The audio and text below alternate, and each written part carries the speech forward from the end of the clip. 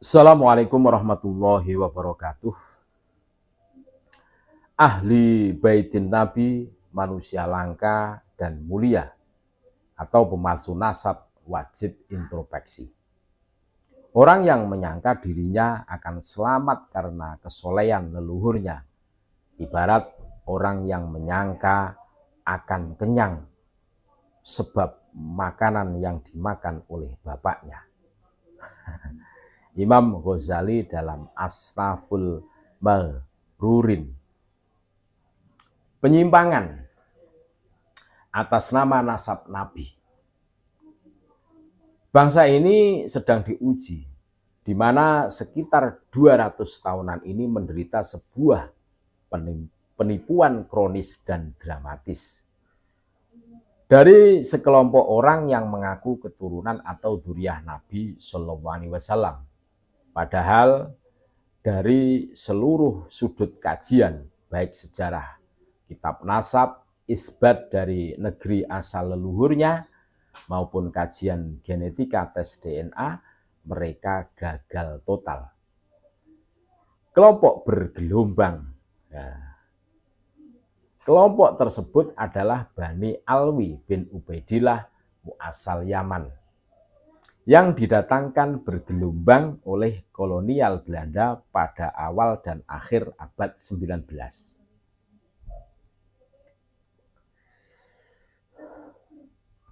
Maka jelas, datang atas rekayasa Belanda dan bagaimana mungkin kini mereka berdalih datang untuk berdakwah. Padahal di Nusantara gudangnya ulama dengan ribuan pesantrennya. Dan dengan kesultanannya yang masih kokoh di zaman itu. Bahkan ulama Nusantara banyak yang menjadi ulama kelas dunia, menjadi imam dan mufti di Haromain. Kenyataannya mereka berduyun-duyun datang dari semua provinsi paling miskin, dari negara yang miskin, dan bahkan masih miskin hingga zaman kini. Apalagi tujuannya kecuali untuk memperbaiki nasibnya. Semua bisa dibaca dalam kitab internal mereka, Al-Istizadah, karya Ali Muhsin Asy-Syighab. Betapa waktu itu datang ke Nusantara adalah bagai ke negeri impian dan seketika bisa merubah nasib mereka dengan mendapat penghasilan yang melimpah.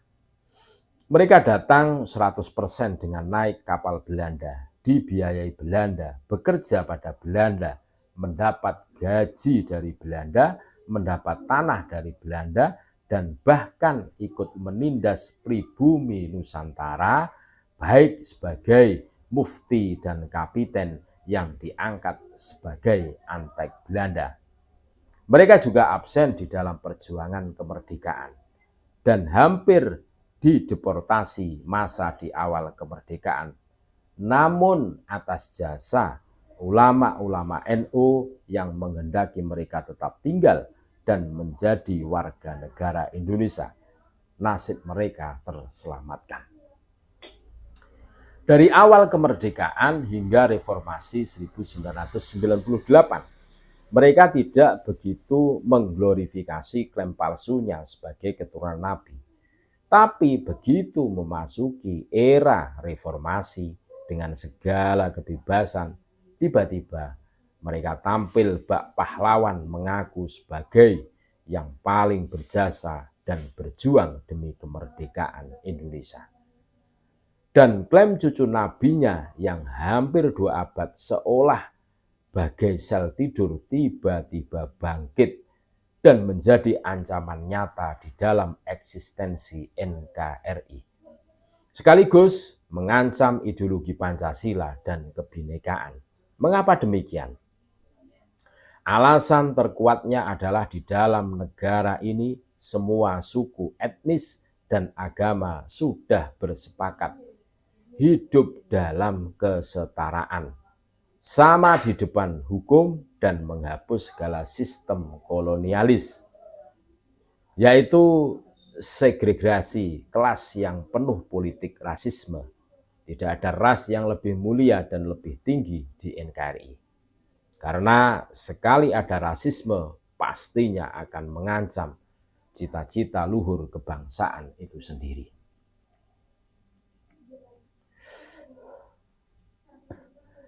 Untuk itulah perlunya seluruh anak negeri bangkit dan mengoreksi kebiadaban tersebut. Dan segalanya berawal dari klaim sesat sebagai keturunan Nabi Muhammad SAW. Sehingga seolah mereka merasa berdiri paling tinggi di antara umat Islam yang kebetulan menjadi mayoritas di negeri ini. Dari penyusup haram inilah potensi paling berbahaya terjadi, yaitu manakala umat yang mayoritas berkooptasi dan mengalami perbudakan spiritual sehingga rusaknya mayoritas akan mengancam minoritas dan seluruh sendi peri kehidupan bangsa yang besar ini. Suatu bangsa yang luas, strategis letaknya, padat penduduknya, kaya sumber dayanya, dan sedang menuju era kebangkitan dan kemakmuran. Suatu negeri gagah berani yang merdeka dengan taruhan jiwa dan raga dari seluruh perjuangan pahlawan dan pengorbanan leluhurnya. Akankah semua itu musnah sia-sia sementara kita hanya menjadi pecundang dan bahkan menjadi pengkhianat bagi ibu pertiwi kita? Naudzubillah min dzalik. Mari kita koreksi bersama klaim mereka yang mengaku sebagai ahli baitnya Nabi yang seolah bebas dari segala dosa dan wajib dimuliakan ini. Definisi ahli bait, kita harus tahu. Ahli bait Nabi adalah suatu entitas terkait kelompok manusia yang dimuliakan dalam agama Islam. Sebab keterkaitannya dengan Nabi Muhammad SAW. Berikut beberapa kajian definisinya. Yang pertama, Syiah berpendapat bahwa Ahlul Bait adalah keluarga Nabi yang terbatas pada 5 orang saja, yaitu Rasulullah SAW sendiri, putrinya Fatimah, menantu Ali bin Abi Thalib, dan kedua cucu Nabi yaitu Hasan dan Husain, 5 orang ahlu kisah. Yang kedua, sementara itu Sunni berpendapat bahwa Ahlu Bait adalah keluarga Nabi Muhammad SAW dalam arti luas, meliputi istri-istri dan cucu-cucunya, hingga kadang-kadang ada yang memasukkan mertua-mertua dan menantu-menantunya.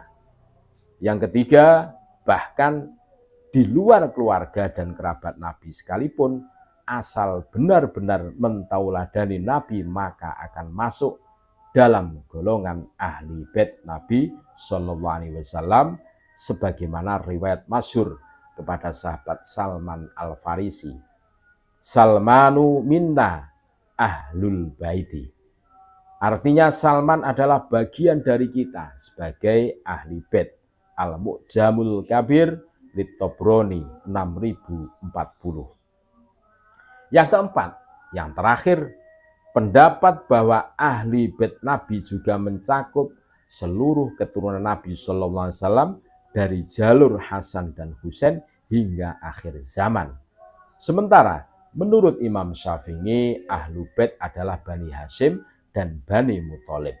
Sedangkan menurut Imam Maliki, ahlu bait adalah Bani Hashim saja. Dengan demikian, mayoritas ulama sepakat bahwa seluruh keturunan baginda Rasulullah SAW, baik dari jalur Hasan maupun jalur Husain, merupakan ahlu bait. Ketentuan sebagai ahli bait. Yang pertama, tidak boleh menerima zakat. Mayoritas ulama berpendapat bahwa Rasulullah SAW dan ahlu bait haram menerima zakat berdasarkan sabda baginda Rasulullah SAW. Inna hadhihi sodakota awsakhun nasi wa annaha la tahillu li Muhammadin wala li ali Muhammadin. Sesungguhnya sedekah atau zakat adalah kotoran manusia, tidak halal untuk Muhammad dan keturunan Muhammad. Hadis riwayat Imam Muslim. Yang kedua, boleh menerima khumus dan hadiah. Walau tidak boleh menerima zakat, tetapi boleh menerima 1/5 bagian dari ghanimah atau rampasan perang. Dan karena tidak ada perang, maka diizinkan mendapatkan hadiah. Tercatat dinasti Utsmani Ottoman memberikan fasilitas bebas pajak dan tunjangan hidup kepada ahli bait Nabi di zamannya. Sehingga banyak yang membludak yang mengaku sebagai ahli bait. Walau akhirnya ditertibkan setelah kecolongan hampir 2 abad di abad 16 saja. Ottoman mendeteksi 300.000 orang yang palsu nasabnya. Baca The Ottoman State and the Scandals of the Prophet in Anatolia and the Balkan. 1500-1700 yang ditulis oleh Hulya Cambakal. Yang ketiga, ahli bait Nabi mendapat kemuliaan dari Allah Subhanahu wa Ta'ala. Hal ini mengacu kepada Al-Quran Surah Al-Ahzab ayat 33. Sesungguhnya Allah bermaksud hendak menghilangkan dosa darimu, wahai ahlul bait, dan membersihkan kamu sebersih-bersihnya. Untuk ayat ini yang dimaksud adalah mereka yang dimaksud 5 orang ahlul kisah. Selain Nabi sendiri, yaitu Fatimah, Ali, Hasan, dan Husain saja. Walaupun ada yang memperluas dengan ditambah keturunan Husain yang menjadi imam selanjutnya. Sebagaimana keyakinan Syiah yang mereka juga berderajat maksum, terjaga dari noda dan dosa. Bahkan ada ulama yang berani berpendapat seluruh keturunan Hasan dan Husain mendapat keistimewaan demikian karena mengalir darah Nabi di dalam dirinya, walaupun ini pendapat yang lemah. Yang keempat, Allah dan Rasul-Nya cinta kepada ahli bait Nabi dan berwasiat agar umat mencintainya.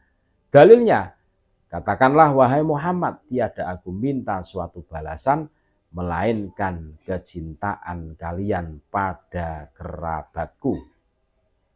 Yang kelima, ahli bait Nabi kedudukannya sama di depan hukum. Sebagaimana sabda Nabi, demi Allah, sungguh jika Fatimah binti Muhammad mencuri, aku sendiri yang akan memotong tangannya. Hadis riwayat Imam Bukhari nomor 6788 dan Muslim nomor 1688. Artinya sangat jelas bahwa tidak ada yang lebih pantas mengaku sebagai keturunan terdekat Nabi SAW selain putri kandung kesayangan Nabi sendiri yang darinya juga melahirkan garis nasab Nabi, yaitu Fatimah. Beliau saja tidak kebal hukum apalagi keturunannya. Di masa kini yang terpaut sekian abad, maka tidak ada kekebalan di depan hukum sama sekali dan wajib diluruskan bila bersalah karena tidak maksum. Yang keenam, anak ideologis lebih mulia dari anak biologis yang tidak ideologis. Contohnya, terkait kisah Salman Al-Farisi di atas dan banyak sahabat Nabi lainnya yang bukan kerabat, tapi begitu dimuliakan oleh Nabi. Bahkan dikisahkan, Nabi pernah sangat rindu kepada saudara-saudaranya, di mana yang dimaksud adalah umatnya di akhir zaman yang tidak pernah berjumpa, tapi begitu cinta dan mentauladani Nabi. Intinya, semulia apapun nasabnya menjadi percuma bila tidak diiringi amal yang mulia. Barang siapa yang lamban amalnya, maka nasabnya tidak bisa mengejarnya. Hadis riwayat Imam Muslim nomor 2699 dari Abu Hurairah. Dengan demikian, dapat kita ambil kesimpulan pertama. Nasab Nabi merupakan nasab mulia apabila dibarengi dengan mengikuti aturan-aturan Nabi. Kedua, setiap orang mempunyai kesempatan yang sama untuk bisa dianggap menjadi ahli bait Nabi dengan cara mengikuti jejak perilaku beliau. Ketiga, dzurriyyah Nabi secara garis nasab bisa tidak dianggap sebagai dzurriyyah apabila tidak mengikuti jejak perilaku Rasulullah SAW. Keempat, dzurriyyah yang sekaligus pengikut ajaran Rasulullah SAW tentu kedudukannya sangat tinggi dan terhormat. Ahli bait Nabi berprestasi dalam sejarah. Setelah membedah segala hal di atas dan dibenturkan dengan kenyataan terkait kaum habaib Ba'alwi, ya, kita bisa jernih dalam menilai sebagaimana sepak terjang mereka selama ini. Sedangkan untuk yang benar-benar asli ahli bait Nabi saja harus mentauladani Nabi, baik dari sisi akhlak maupun perjuangannya. Bila tidak demikian, sungguh nasab mulia tersebut tidak ada gunanya, bahkan akan membuat malu Nabi itu sendiri. Berikut ini daftar dari kalangan keturunan Nabi SAW yang layak membuat bangga nasab Nabi SAW. Yang pertama adalah Imam Ali Zainal Abidin, seorang ahli ibadah yang juluki As-Sajjad atau ahli sujud. Kesolehan dan kewaroannya menjadi suri tauladan dan menggetarkan hati semua orang yang bertakwa. Yang kedua, Imam Ja'far Shadiq, seorang alim dan menjadi mahaguru mayoritas ulama di zamannya, termasuk muara sanad keguruan dari seluruh imam madhab fikih kita. Yang ketiga, Syekh Abdul Qadir Al-Jilani, sufi, mursyid thariqah, dijuluki rajanya para waliullah. Yang keempat, Imam Idris Al-Akbar, pendiri Kesultanan Idrisiyah di Maroko.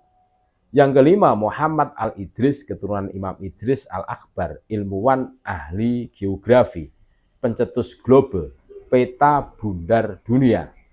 Yang keenam, Imam Ar-Rifai, sufi mursyid thariqah Ar-Rifaiyah. Karya beliau diklaim kaum Ba'alwi sebagai Rotibul Haddad. Beliau selisih jarak masa hidup beliau dengan Syekh Abdullah Al-Haddad sekitar 550 tahun. Yang ketujuh, banyak waliullah besar mursyid thariqah lainnya yang berasal dari keturunan Nabi seperti Imam At-Tijani, Syekh Ibrahim Ad-Dasuki, dan tentu saja Imam Asy-Syadzili. Yang kedelapan, pendiri Kerajaan Yordan, dulu Syarif Mekah sebelum dikudeta Bani Sa'ud Wahabisme. Tercatat salah seorang Syarif Mekah, Syarif Aunur Rafiq, pernah menghukum cambuk Ba'alwi dan dilarang memakai gelar resmi keturunan Nabi, yaitu Sayyid dan Syarif. Yang kesembilan, tentu saja para wali songo di Nusantara dan keturunannya yang mampu menjalankan dakwah dengan sukses dan damai. Hingga kini, menjadi Indonesia menjadi negeri muslim terbesar di dunia. Yang ke-10, selain keturunan paternal lurus laki-laki melalui Hasan dan Husain, keturunan parental atau tidak lurus laki-laki juga diakui dan menyebar masif ke seluruh dunia, membuat banyak prestasi yang tidak kalah dengan yang terah laki-laki, baik di bidang ilmu pengetahuan, mendirikan kesultanan, dan tentu saja dalam bidang keagamaan. Catatan, tidak harus bernasab Nabi untuk menjadi orang hebat. Banyak dari mereka malah dari kaum ajam yang menorehkan sejarah. Semua punya potensi yang sama asal mau berjuang. Seperti dari Persia, Andalus, Spanyol, Rom, Romawi, Mongol, Cina, Turki, Berber, Pakistan, India, dan tidak ketinggalan adalah Nusantara.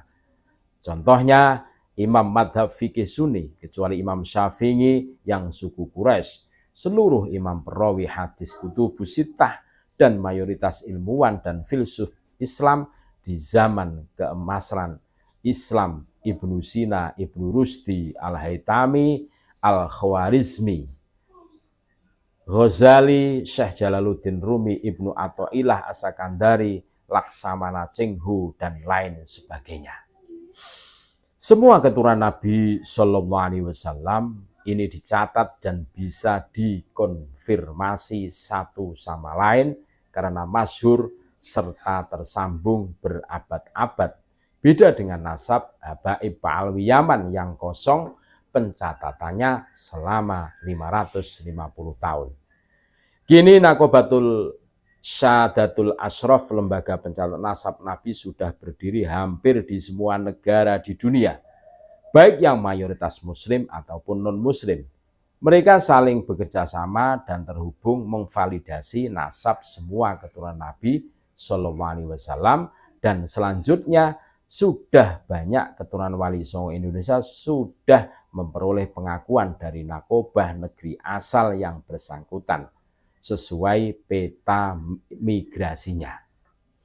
Pertanyaannya, apakah nasab Habaib Alwi Yaman sudah mendapat isbat dari negeri asal leluhurnya, yaitu Irak dan Yaman? Jawabannya zong. Ahlul Bait garis paternal.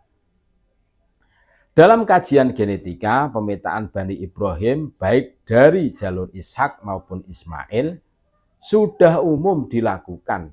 Keduanya saling terkonfirmasi dan teridentifikasi baik, terutama garis paternal atau uji tes DNA kromosom Y sebagai penanda garis lurus nasab laki-laki yang dari kajian yang kuat ini dapat menjadi jangkar atau penghubung bagi nasab yang tidak lurus laki-laki. Mengapa menggunakan uji Y-DNA sebagai patokan? Ini tak lain karena kestabilan kromosom Y yang diturunkan dari garis nasab laki-laki yang sangat stabil dan non-rekombinan sehingga mampu mendeteksi garis nasab, mutasi, migrasi, dan lini masanya. Untuk ahli bait Nabi sendiri diturunkan dari garis laki melalui Imam Ali, ayah dari Hasan dan Husain. Juga sudah ditemukan kode genetika yaitu FGC 10500. Maka jalur Ibrahim yang berhaplogrup J1 harus memiliki kode Ali bila mengklaim sebagai garis lurus laki-laki ahli bait Nabi, baik Al-Hasani atau Al-Husaini. Dan semuanya sudah pernah diulas secara lebih komprehensif di tulisan sebelumnya. Tentu saja manusia-manusia berkode Y-DNA J1FGC 10500 ini adalah manusia langka di antara 4 miliar laki-laki seluruh dunia.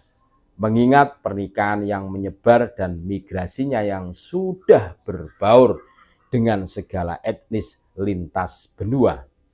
Posisi terpentingnya adalah karena Imam Mahdi akan dilahirkan dengan kode genetik ini, dan penulis menyarankan di masa depan Nakobatul Ashraf di tiap negara di dunia harus mampu mendirikan laboratorium genomik secara mandiri. Selain dapat mendeteksi dini para penyusup nasab, juga tingkat validasi dan kerahasiaan. Kerahasiaannya dapat terjaga dengan lebih terjamin. Sekali lagi, semua demi menjaga kesucian dari keluarga Nabi itu sendiri sebagai perintah Al-Quran. At-Tabrani meriwayatkan dalam Al-Awsat dari Abu Sa'id Al-Khudri radhiyallahu an, ia berkata, aku mendengar Rasulullah Shallallahu Alaihi Wasallam bersabda, perumpamaan ahlu baitku laksana bahtera Nuh alaihissalam. Barang siapa menaikinya, dia akan selamat, dan barang siapa meninggalkannya, dia akan tenggelam. Dan perumpamaan ahlu baitku di antara kamu seperti pintu pengampunan di antara Bani Israel. Barang siapa memasukinya, maka dosa-dosanya akan diampuni. Imam Mahdi yang akan hadir sebagai pemimpin besar di akhir zaman berasal dari ahli bait, di mana nanti bersama Isa alaihissalam akan memerangi Dajjal dan pasukan Ya'jud Ma'jud. Berikut ini kumpulan dari dalil terkait keutamaan ahli bait Nabi Sallallahu Alaihi Wasallam dalam kitab karya Imam As-Suyuti. Menjaga kesucian Nabi dan ahlu baitnya adalah wajib hukumnya. Sebagai bagian dari bukti kecintaan kepada Nabi itu sendiri dan memastikan bahwa Islam tidak akan dikotori oleh para penyusup nasab yang mengatasnamakan Nabi, yang mana mereka hanya mengkapitalisasi umat Nabi demi kepentingan pribadi dan golongannya sendiri. Selain itu, memberi pencerahan kepada yang tersesat adalah bagian dari perintah agama, karena begitu besar dosanya bagi mereka yang mengaku nasab orang lain, apalagi mengaku nasab Nabi Sallallahu Alaihi Wasallam. Demikian juga memberi kesadaran bagi para pengikutnya yang tertipu oleh kesesatan mereka. Yang ironisnya banyak dari pribumi Nusantara sendiri, di mana karena mabuk doktrin, seolah mereka tertutup mata dan akal sehatnya. Padahal leluhurnya sedang direndahkan, sejarahnya sedang dibelokkan, bangsanya ingin dikuasai dan dia sendiri hendak dijadikan budak di negerinya sendiri oleh kaum imigran yang di negeri asalnya nihil dari pengakuan. Kaum gagal faham yang ditipu kaum gagal nasab. Terima kasih. Tetap NKRI harga mati. Assalamualaikum warahmatullahi wabarakatuh.